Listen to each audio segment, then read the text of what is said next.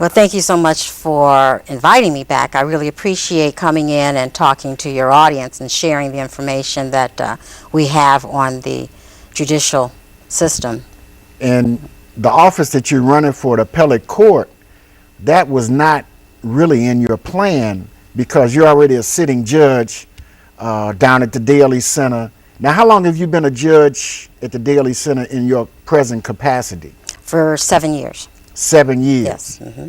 And did you run for that position Originally, I was appointed by the Illinois Supreme Court in 2004, and then I ran for the elected position in 2006. So I ran countywide for that position in 2006. So you got appointed. So it seems like on rare occasions some people are appointed to those positions. I also understand that some people go out and petition other judges to try to become an associate judge. Yes, that's a little different.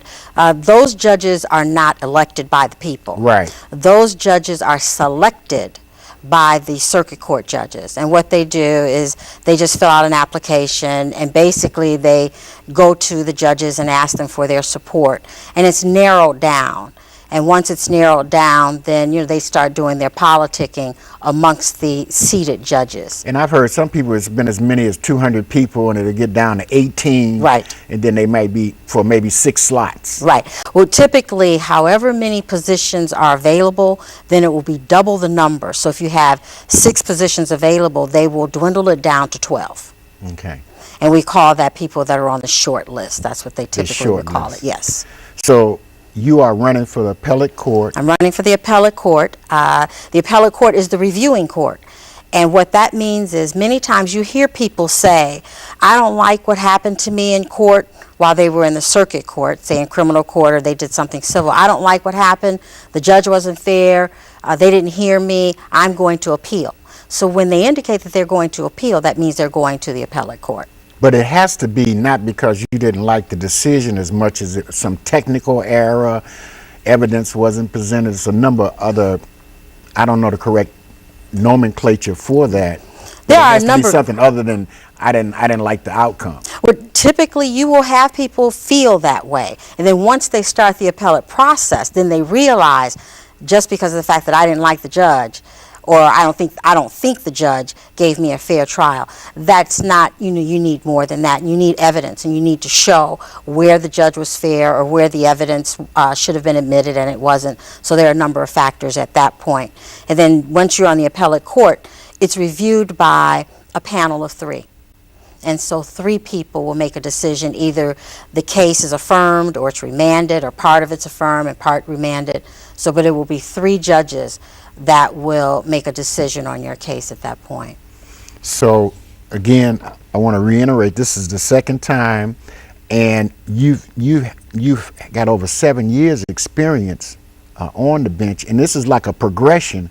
It's like going from what we would call a lower court to the higher court. Right. And you really have to be, I would say, on top of your game, because you have to be a good student also to be able to look at case law and to make a determination with these other 2 people, that you make a decision whether or not the decision on the lower court should be overturned, or you mentioned a couple other things can happen. If it should be remanded, if it should go back for the judge to review something or hear something.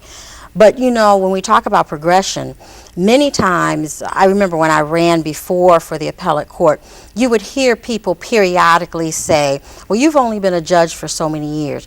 Right, I've been a circuit court judge since '04, but prior to that, I was an administrative law judge for over 13 years. You would see me down at on 400 West Superior Street. I was head of the Civil Service Board at the Water Reclamation District. So those are quasi-judicial positions. So technically, I have had many years of experience handling judicial cases, because at the Water Reclamation District, you are trying to help people keep their jobs or help the district get rid of people from those positions. Oh, okay. So in this particular case, experience is not an issue. Last night I spent a few hours reviewing all these different appellate vacancies that are available, and how did party politics get involved in this process? Is it always been that way where the party comes up with an endorsed candidate? The party typically would have what's called a slated candidate. And when I ran in '06, I was a slated candidate. When I ran in 2010 for the appellate court, I was the slated candidate. This time I am not. And what happened was there were positions available, and you go in and you ask to be slated. Well, in my mind, I was thinking about retiring, so I was not planning on running. So when they were deciding who they were going to select for the circuit court, who they were going to slate, who they were going to slate for the appellate court, they had a couple of people left over. And so what they indicated was, if something happened, then we will consider you for the slots then. Well, unfortunately, one of the justices passed. And when he passed, some of the community people found out about it, and they started my petition drive. I did not do that. And then the person that they said, okay, well, we'll slate him if something becomes available, then they slated someone else. But I did not apply for the slated process this go round, so I was just running on my own. Because, I mean,